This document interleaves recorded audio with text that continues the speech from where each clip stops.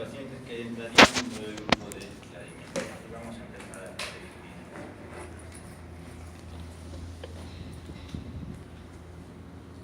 Bueno, la clasificación que actualmente se maneja es del DSM-5.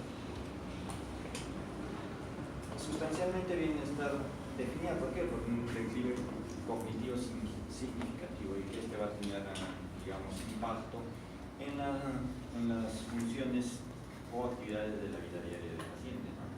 ¿Qué dominios cognitivos van a estar alterados? Fundamentalmente la memoria, ¿no?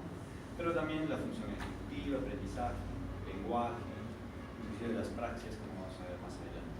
Entonces, se ha definido como el declive, digamos, comparado con uno o más dominios cognitivos, como los que hemos mencionado, que pueden ser notados por el mismo individuo, por el mismo paciente, o por sus cuidadores, sus familiares, su entorno laboral, social, y que van a interferir con, digamos, su desenvolvimiento, ya sea intrafamiliar, social, laboral, bueno, es decir, con su autonomía. Y evidentemente, tampoco, digamos, para cumplir con los criterios de la definición de la demencia, deberían estar exentos de un episodio o un periodo de síndrome convulsional.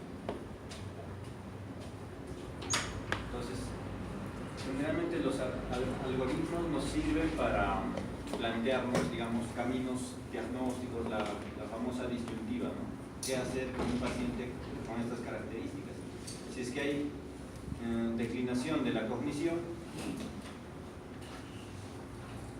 digamos, el paciente puede aquejar esa alteración cognitiva, pero en el examen funcional está normal, entonces puede ser lo que denominan el envejecimiento normal, ¿no? Fisiológico, enlentecimiento en el pensamiento, ¿no? Ciertas características inherentes a la edad.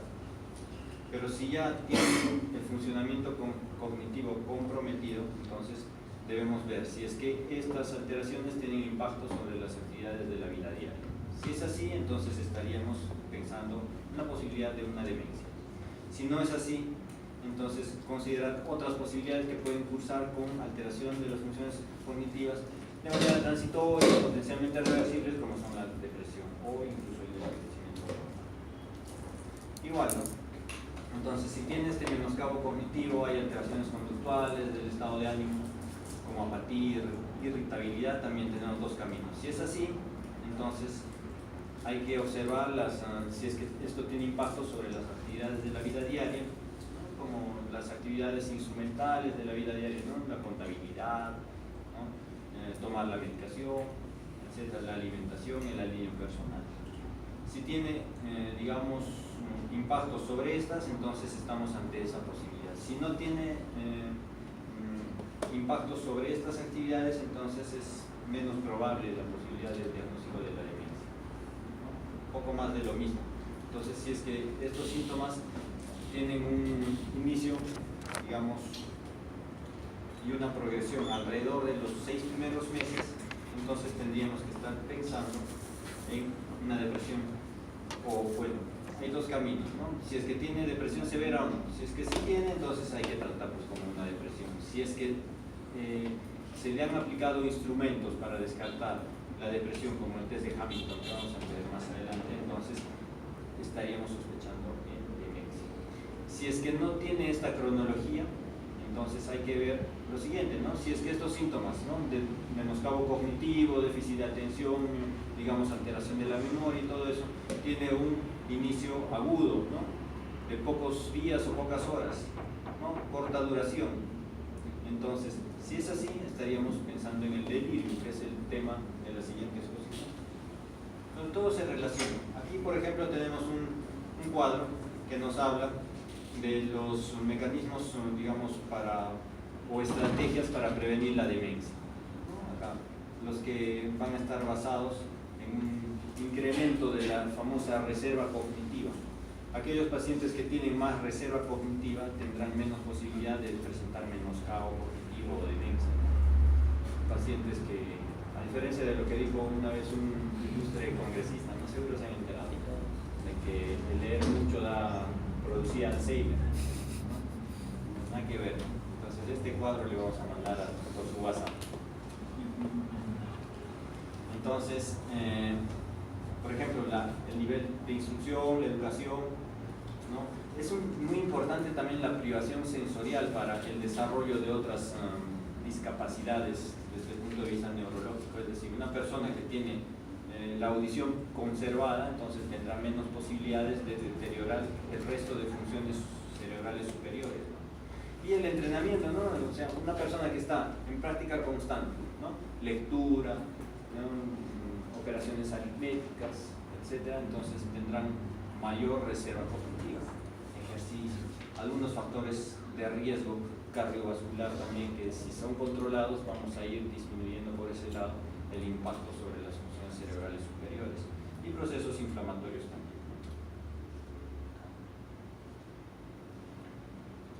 Hay factores predisponentes, factores de riesgo que pueden ser incluso modificables, pero otros no, como por ejemplo la edad, obviamente. Y este deterioro cognitivo es, digamos, alrededor del 15% de las personas mayores de 65 años van a tener cierto menoscabo cognitivo, un efecto inexorable del tiempo. Entonces el factor predisponente viene a ser la edad. Dentro de, por ejemplo, tipos de demencias como la enfermedad de Alzheimer, que dicho sea de paso es la demencia más prevalente. Más del 50% de todas las demencias se deben a la presencia de esta enfermedad de Alzheimer. Hay factores genéticos, teoría poligénica, mayor prevalencia en el sexo femenino. La hipertensión sistólica mal controlada es un factor de riesgo que va a ir predisponiendo a la aparición de esta enfermedad, y algunos problemas de toxicidad.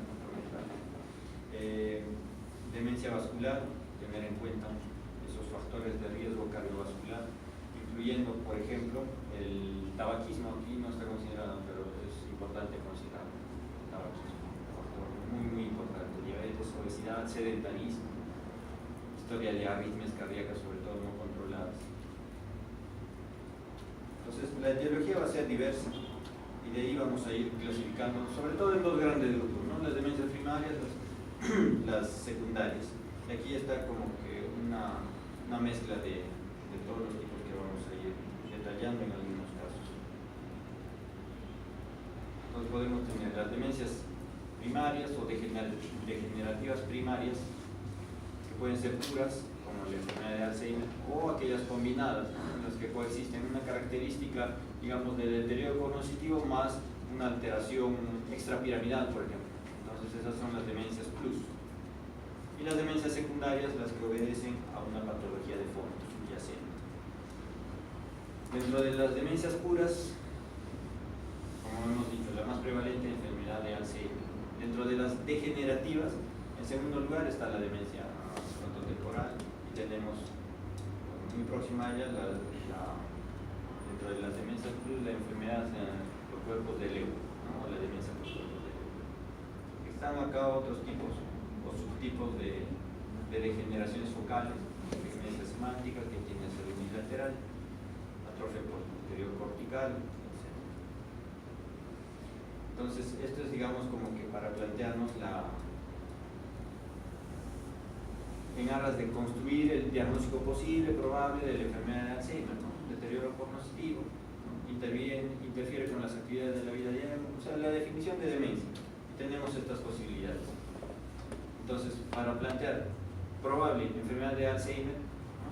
Entonces que cumpla esos criterios de demencia, obviamente, ¿no? De curso o inicio insidioso, y que tenga digamos, una historia de deterioro, ¿no? Progresivo, como cualquier otro tipo de demencia, y también deberíamos descartar otras posibilidades, ¿no? Que cursan también con demencia de tipo primario. Obviamente tenemos que descartar secundarismo, ¿no? Hacer estudios de neuroimágenes, analíticas, si está exento de factores de riesgo, sobre todo cardiovascular, ¿no? Porque estaríamos pensando en una demencia vascular o demencia mixta. Entonces, acá tiene menos peso, digamos, la construcción del diagnóstico, por eso se menciona como posible.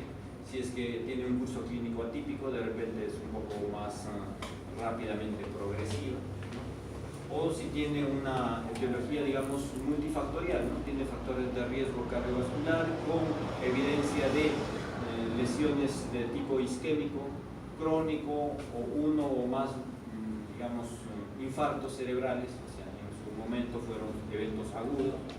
Entonces, allí estaríamos hablando de una demencia quizás de origen mixto.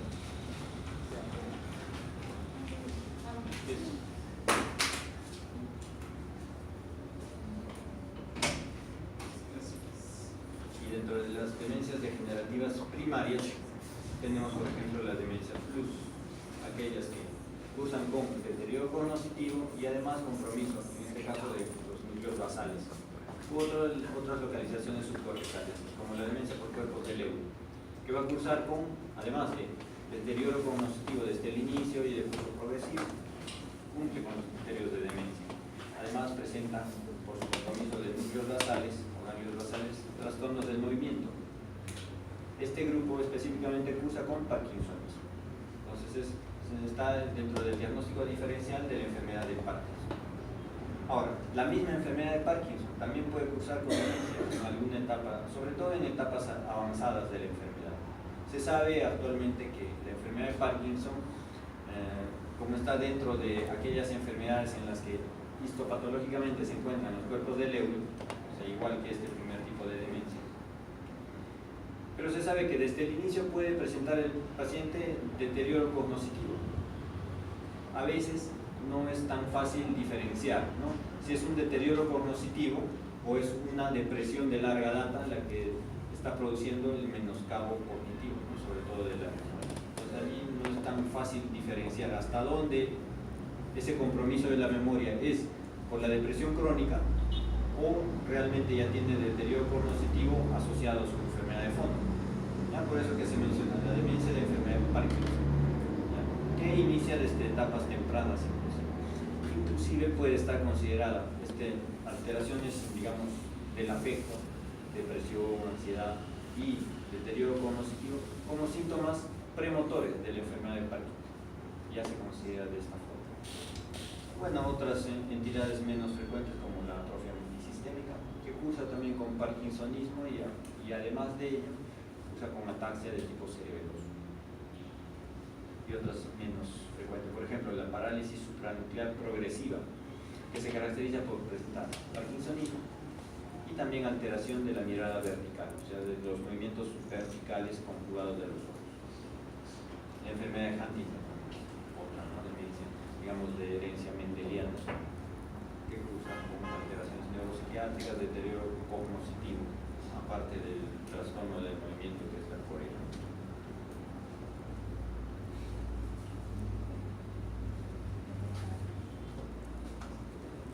Dentro de estas degenerativas primarias, entonces, podemos considerar que lo más habitual es que empiece a partir de los 60, 65 años. Si es antes, bueno, se consideraría de inicio precoz, es lo menos habitual, pero también hay que tener en cuenta. Uno de los primeros ámbitos cognitivos que se altera es la memoria, sobre todo la memoria primero, la memoria de fijación, la reciente, mucho antes que la memoria remota. Por eso que estos pacientes típicamente recuerdan su juventud, ¿no?, su vida adulta inclusive, pero lo que desayunaron o lo que hicieron el día anterior no recuerdan con tanta nitidez. Eso es típico. Y luego va a existir deterioro múltiple de otras funciones cerebrales superiores. Pueden existir síntomas psiquiátricos o conductuales y lógicamente tienen, digamos, impacto sobre las actividades de la vida diaria. Dentro de las secundarias obedecen, pues, evidentemente a múltiples tipos de patologías, como vamos a ver acá. Incluso quizás hay más subgrupos, pero los más conocidos, los más frecuentes están dentro de demencias secundarias. Por ejemplo, la demencia vascular es la que cobra mayor relevancia estadística, ¿no?, por su frecuencia. Antecedente de personas portadores de factores de riesgo cardiovascular, hipertensión arterial, sobre todo mal controlada, diabetes, pueden tener dislipidemia y al mismo tiempo un hábito tabáquico, ¿no?, obviamente nocivo. Entonces, y luego del estudio de neuroimágenes se puede encontrar lesiones que revelan alteración isquémica crónica de tipo aterosclerótico de pequeño vaso o presencia de múltiples infartos como eventos vasculares, digamos, marcados en determinados momentos. Ambos tipos de lesiones vasculares pueden causar con deterioro cognitivo, es decir, con demencia del tipo vascular. Infecciones crónicas, ¿no? O algunas agudas, mucho frío. Sí. La encefalitis herpética, cuya localización, digamos, preferente es a nivel del lóbulo frontal y temporal. Incluso son las zonas que tienen mayor gobierno cognitivo en nuestro encéfalo. Entonces, de ahí que una infección aguda puede generar un daño permanente y el paciente a partir de entonces cursar con una demencia o deterioro cognitivo. Igual las enfermedades crónicas, ¿no? Como el Creutzfeldt-Jakob. La hidrocefalia, también la hidrocefalia, la famosa hidrocefalia a presión normal, que en algún momento de su fisiopatología o en el inicio tuvo seguramente aumento de la presión intracraneal, pero esta a través del tiempo fue compensando, de tal manera que en algún momento se compensa tanto, digamos, la reabsorción del líquido cefalorraquídeo con su menor producción, o bueno, mayor producción de inicio, pero después hay mayor reabsorción del líquido cefalorraquídeo, que ese aumento como que se compensa. Por lo tanto, la presión intracraneal también tiende a adoptar valores normales, la famosa hidrocefalia a presión normal, o algunos le llaman hidrocefalia ex pacto, ¿no? Que es comunicante.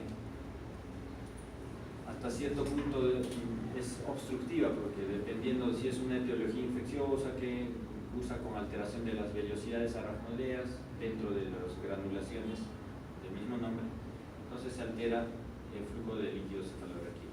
De tal manera que estos pacientes cursan con deterioro cognitivo, alteraciones neuropsiquiátricas inclusive, porque las zonas encefálicas más vulnerables vienen a ser a través de los polos frontales de los ventrículos laterales. Incluso en algún momento suele haber extravasación de líquido sobre el parénquima adyacente, en este caso frontal. Y cursan con ataxia por este mismo motivo y alteraciones esfinterianas. Entonces viene a ser una triada. Y en esa triada cabe volver a mencionar el deterioro cognitivo. Alteraciones metabólicas endocrinas, ¿no? Por ejemplo, el hipotiroidismo no compensado o subdiagnosticado puede cursar también, ¿no? Aparte de alteraciones afectivas, digamos, disminuye la iniciativa inclusive de esos pacientes, ¿no? Se encuentran hipoactivos, letárgicos y con alteraciones de la memoria en un inicio, y que si esto no se controla puede llevar a instalarse una demencia realmente, ¿no? La enfermedad de Wilson, que viene a ser, por ejemplo, la impregnación de los núcleos basales por exceso de cobre, digamos, el metabolismo alterado, ¿no? Que se va depositando primero en hígado y después en núcleos basales. Cuando se deposita en hígado, todavía en el cerebro podemos prevenir el depósito de este cobre, porque una vez que se instalan los síntomas neurológicos, incluyendo la demencia, aparte de los movimientos anormales que también puede producir, y la ataxia, entonces en esta etapa ya resulta siendo irreversible. Entonces es mejor el diagnóstico precoz para prevenir las complicaciones neurológicas que hasta cierto punto van a ser catastróficas, discapacitantes. Enfermedades carenciales, como por ejemplo deficiencia de tiamina, claro, ¿no? Tiamina, otras vitaminas B12, ¿no? Es común. En algún momento hemos hablado, creo, en la anterior clase, ¿no? La deficiencia de vitamina B12 cursaba con alteración a nivel del encéfalo, produciendo demencia, ¿no? Incluso alteraciones del movimiento también, ¿no? A nivel del sistema nervioso central, pero ya en la médula, produce degeneración espinal subaguda, ¿no? Y a nivel periférico también puede estar relacionada con las polineuropatías traumáticas. Un traumatismo cráneoencefálico que curse, por ejemplo, con contusión hemorrágica a nivel frontal bilateral. Eso tiende a reabsorberse en la sangre, pero suele dejar cicatriz, ¿no? Zonas de encefalomalacia secuelar y que ya, por ende, disfunción de estas zonas frontales en este ejemplo, ¿no? O puede estar involucrando también al lóbulo temporal.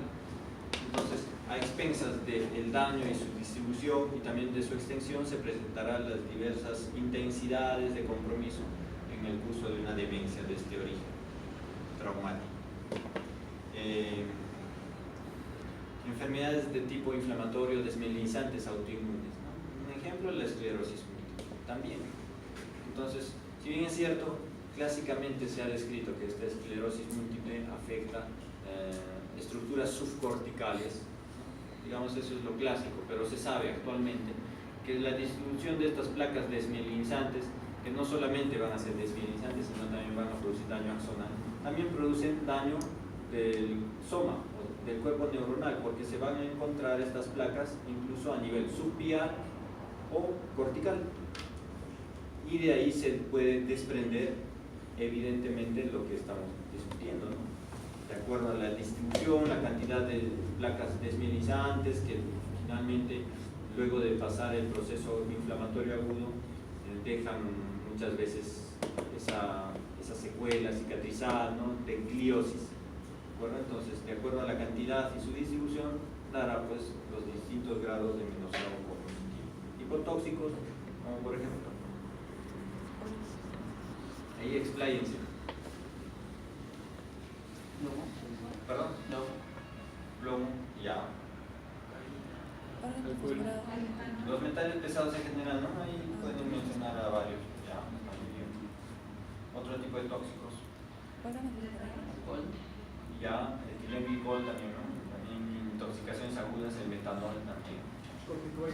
Porque el metanol, como hemos visto en la anterior clase, se impregna no solamente en el putamen, en núcleos basales, sino también puede, digamos, producir necrosis en estructuras subcorticales o frontales.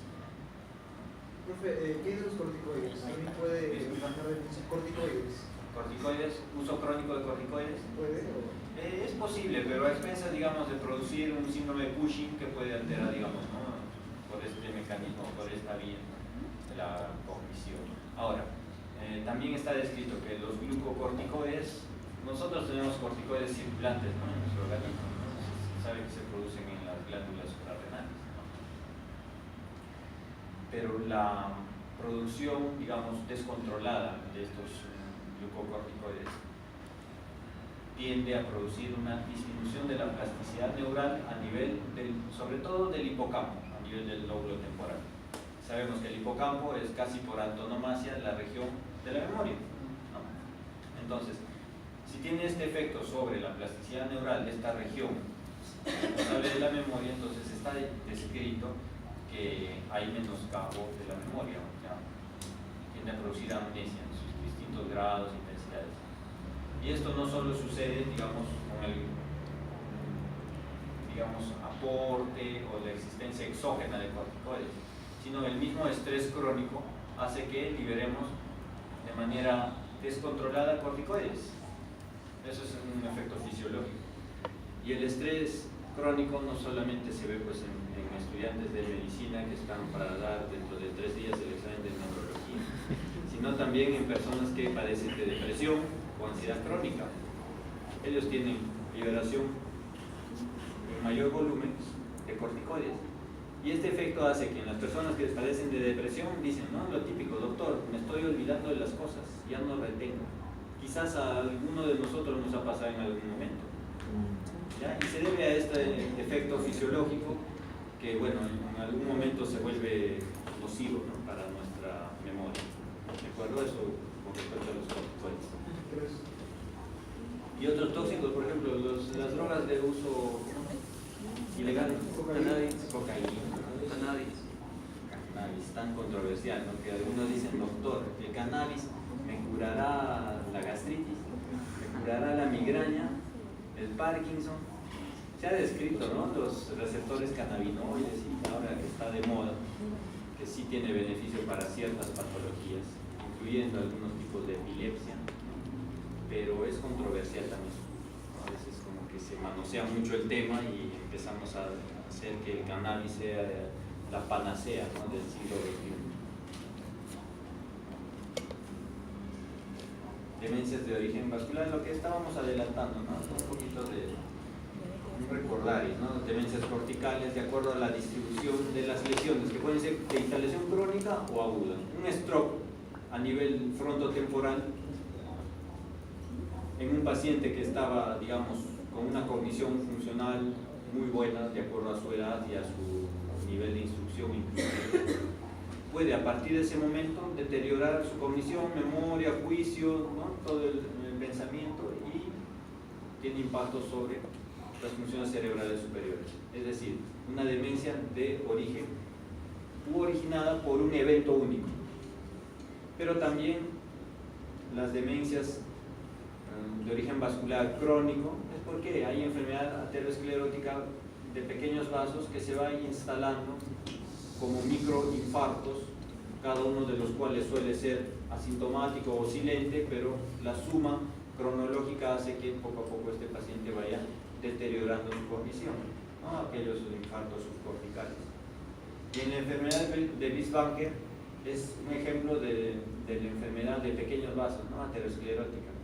Es aquella que cursa con deterioro cognitivo, es decir, demencia, asociada a neuroimágenes sugerentes de enfermedad de pequeño vaso. Es decir, si tomamos en una tomografía a un paciente con esta enfermedad o este tipo de demencia, encontraríamos hipodensidades periventriculares, ¿no?, generalmente simétricas. Y si hacen una resonancia, observaremos alteración de la señal, si es en T2, hiperseñal, si es en FLAIR, hiperseñal, y si es en T1, hiposeñal, igual de distribución periventricular, a lo que se denomina leucoariosis. Luego vamos a ver un ejemplo gráfico de eso. Y la demencia talámica, que también, ¿no?, por sus conexiones tálamo-corticales, puede cursar, digamos, dentro de la historia de un paciente que presentó un infarto talámico, puede cursar más adelante con demencia de este tipo y de ese origen, evidentemente. Entonces, para plantear el diagnóstico necesitamos los síntomas cognitivos, que ya los estamos detallando de más, inclusive síntomas psiquiátricos que en el curso de la enfermedad pueden presentarse, asociarse, sobre todo del comportamiento, ¿no?, y alteraciones funcionales, ¿no?, va a generar en el impacto en su vida cotidiana. Entonces, ¿qué áreas podríamos detallar un poco, ¿no? La amnesia, en primer lugar, por estadística, ¿no?, es la que se deteriora con mayor frecuencia y es la más notoria, ¿no?, porque uno se empieza a olvidar y eso salta a la vista, ¿no? El mismo paciente puede notar esta alteración o su entorno muy próximo. A pesar de que pueden estar otros ámbitos de su cognición ya alterados, pero como no genera tanto impacto como la misma memoria, que es de uso cotidiano, entonces ahí como que es el primer síntoma que sale a reducir. Puede haber alteraciones del lenguaje, lo que se denomina afasia. Entonces, en sus distintos grados, ¿no? Lo típico es que en una demencia la denominación está alterada. Es uno de los primeros ámbitos que se altera. Después tienden a alterar la comprensión, ¿de acuerdo? Finalmente, en un grado ya más extremo de alteración del lenguaje, el mutismo. El paciente ya con mucho deterioro cognitivo, una demencia muy avanzada, ya no se comunica, no comprende muy bien lo que se le dice, no obedece órdenes, ni siquiera las órdenes sencillas, peor las órdenes, digamos, complejas. Y tampoco tiene una fluencia verbal como para, digamos, esa edad y el nivel de instrucción que tuvo. Alteración de las capacidades de ejecución de actividades, ¿no?, de aquellas actividades aprendidas, ¿no?, por ejemplo, para manejo de objetos habituales, como por ejemplo el celular, ¿no?, pero antes no había celular. Entonces, por ejemplo, el control remoto, ¿no?, típico que el paciente que tiene demencia agarra el control remoto y desconfigura el televisor, ¿no?, nuestro Smart TV. Entonces es típico, ¿no?, que esos instrumentos, ¿no?, que tienen, digamos, una secuencia de uso, ¿no?, la calculadora, el celular que algunos utilizan, o la computadora, ya no sabe cómo prender, cómo acceder a su correo, ¿no? Y otros, ¿no? De otros objetos, digamos, más domésticos inclusive, ¿no? El prender el televisor simplemente, o el uso de la cocina, ¿no? Entonces, para encender la cocina a veces dejan encendida la cocina, ¿no? O simplemente no pueden prender la cocina, o sea que abren la llave del gas y están como que no saben, no pueden utilizar un palito de fósforo, no ejecutan esa actividad que previamente ha aprendido esa persona a praxis. La dificultad o incapacidad para reconocer ciertos objetos o personas también se describe aquí, ¿no? Por ejemplo, para reconocer rostros, Rebagliati, a ver, no sé tu nombre, pero tú eres de Rebagliati. Rostros. ¿Perdón? La corteza frontal.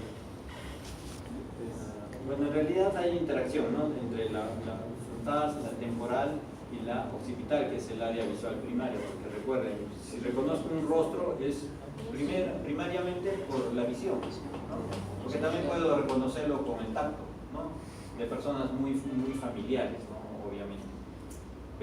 Y esa incapacidad para reconocer un rostro se llama prosopagnosis, ¿no? Para identificar objetos, por ejemplo. Entonces, ya van a perder esa capacidad. Si nosotros somos acuciosos en el examen neurológico, podemos decir al paciente que reconozca simplemente con el tacto. ¿Qué le estoy dando? ¿No? Una pelotita, un objeto duro, un dado, un lapicero, ¿no? y que reconozca con el tacto. Y si no puede, estaríamos hablando de la estereognosia, ¿no? O astereognosia, porque es la incapacidad, ¿no? De reconocer objetos por el tacto. Las capacidades ejecutivas, por ejemplo, esas secuencias de las que estábamos hablando, ¿no? Las funciones ejecutivas se refieren a, por ejemplo, el desempeño en su vida, digamos, doméstica, ¿no? Hacer, digamos, preparar una comida, o en su vida laboral, ¿no? Ya trabaja como contador y pierde, ¿no? Esa capacidad de realizar las cuentas, ¿no? Con éxito empieza a confundir, ¿no? Tiene desbalances, ¿no? En cuanto a su contabilidad, y dependiendo esto también del tipo de trabajo que uno tenga, ¿no? Entonces también podrá de repente ir al hospital y ya no sabe cómo examinar el séptimo nervio craneal, ¿no? Entonces también estamos en peligro, ¿no? Por eso hay que leer.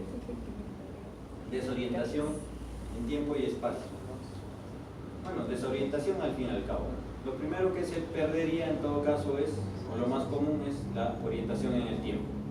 Luego viene la orientación en espacio, finalmente la orientación en persona. Aproxexia, ¿no? Que se refiere a la alteración de la atención. Algunos pacientes alteran esta capacidad, a pesar de que se describe como un rasgo distintivo del delirio, pero también se describe en la demencia porque en algún momento van a ver alterada esta capacidad de atención. ¿Y cómo evaluamos la atención de un paciente?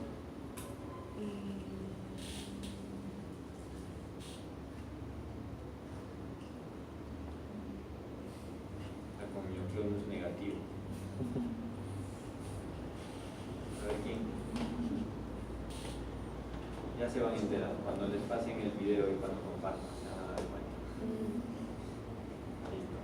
Entonces, ¿cómo evaluamos la atención? ¿Haciendo un sonido? ¿Hasta qué hora tenemos las clases? Hasta 4:20. Haciendo un sonido. Atención. Entonces damos al paciente una orden para que ejecute, digamos, una secuencia de actividades, de órdenes. Por ejemplo, mencionar los días de la semana. Es suficiente que al paciente le demos una orden. Mencione los días de la semana y listo. Entonces el paciente sabe que tiene que decir lunes, martes, miércoles, jueves, viernes. No es necesario que él le diga, ¿y qué sigue? ¿Y el siguiente? ¿Y después? No, no es necesario. Una sola orden, suficiente, y el paciente mantiene esa orden porque tiene capacidad de atención y está ejecutando esa secuencia. Podemos mencionar los meses del año. Para complicarle un poquito le podemos decir que empiece en diciembre y vaya retrocediendo, entonces como que fijamos su atención un poco más a ese paciente.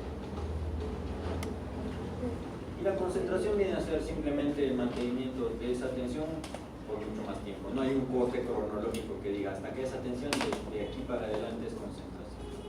Se supone que en este caso ya, en este último caso ya estaría referido a textos, ¿no? Lectura de textos, ¿no? Para que mantenga una, aparte de la comprensión lectora, ¿no? Que mantenga esa atención por muchísimo más tiempo. La discalculia o la acalculia, la capacidad de cálculo aritmético. Entonces, simultáneamente podemos dar al paciente una orden, a ver, va a restar de 7 en 7, empiece en 100, y así sucesivamente. Entonces, que haga el cálculo aritmético y al mismo tiempo estamos evaluando su atención. A ver, ¿quién quiere hacer una resta de 7 en 7? Nadie. Sí, todos tienen iniciativa para el no. Ya, todo esto evaluamos con el Minimental, ¿no? ¿Perdón? Con el Minimental podemos evaluar todo esto. También, claro. O sea, todo eso, digamos, se va a reflejar en los instrumentos que vamos a aplicar a ese paciente. Podemos hacer de manera, de acuerdo a nuestra experiencia, de manera individual cómo podemos evaluar la náusea, pero si queremos plasmar en un puntaje que nos sirva de un punto de partida, de repente para seguimiento, para valoración cómo está yendo el paciente o respuesta a cierto tipo de tratamiento, necesitaríamos de instrumentos que vamos a ver luego. Entonces, recuerden que la demencia está muy vinculada a síntomas afectivos, dentro de ellas la depresión. Inclusive, miren, hasta la mitad de los pacientes cursan con depresión. Y es como un círculo, ¿no? El paciente que tiene menoscabo cognitivo, del cual ya es consciente el paciente, por lo tanto está impactando en su vida cotidiana, entonces eso le genera cierto grado de frustración, tristeza, pena, melancolía, y se establece a través del tiempo y puede generar episodios depresivos. Y si esto es, digamos, como un círculo, no se cierra ese círculo, no se corta esta cadena, puede como que empeorar el paciente, ¿no? A expensas de la progresión de su misma demencia, que podría ser primaria o secundaria, y aparte la misma depresión que puede ir instalándose con mayor intensidad. Otro tipo de conductas como la manía, ideas delirantes, ¿no? Los pacientes se vuelven suspicaces, ¿no? Ideas frecuentes de robo, se vuelven desconfiados, inclusive de su entorno familiar más próximo, ¿no? Viene el nieto y dice, no, me va a robar, ¿no? Cierra con candado su baúl, a su cuarto le echa llave, ¿no? Y es frecuente hasta a sus hijos, ¿no? ¿Quién no ha tenido un abuelito que ha cursado así con deterioro cognitivo? En alguna etapa de su vida ha tenido ciertas de estas características que estamos detallando. Doctor, disculpe, el término manía se podría referir a obsesivo compulsivo o varía mucho. Dentro de los trastornos afectivos, pues, ustedes han hecho psiquiatría ya, ¿no? Todavía. Ya, no sé cuánto ahora. Los trastornos, por ejemplo, que cursan o los denominados trastornos afectivos bipolares, ¿no? ¿Por qué? Porque tienen polos o extremos del estado de ánimo. Entonces, un extremo es el afecto o ánimo aplanado, decaído, deprimido, depresión. Y el otro extremo es el extremo eufórico, verborreico, locuaz, ¿no? Muy dinámico, hiperalerta, ¿no? Manía. Entonces la manía también tiene intensidades, ¿no? La manía es como que un grado más extremo, ¿no? Hay otro término que se denomina hipomanía, ya que es una manía pero de menos intensidad. Eso, bueno, obviamente dominan los psiquiatras, pero más o menos va por ahí la idea. Entonces hay como que una gama intermedia entre estos dos extremos, por eso que se consideran los trastornos afectivos bipolares subtipos, ¿no? Aquel que cursa con un episodio depresivo, ¿no? A través del tiempo, ¿no? aquel que cursa con depresión e hipomanía, o aquel que cursa con manía y con un episodio depresivo. Bueno, hay así sus clasificaciones, como para que tengan una idea más o menos general del tema. A eso se refiere más bien. ¿Dónde estábamos? Alucinaciones. Digamos, las más frecuentes, las visuales. Puede tener alucinaciones auditivas, pero no es lo más frecuente ni lo primario, ¿no? Si es que tiene primariamente alucinaciones auditivas, incluso como que podría orientarnos a pensar que este paciente puede no tener demencia, sino tal vez otro tipo de alteración psiquiátrica, como se describe incluso la esquizofrenia del adulto mayor, ¿no? Entonces, dentro de las alucinaciones, las más frecuentes, las visuales. ¿Y qué tipo de alucinaciones, por ejemplo?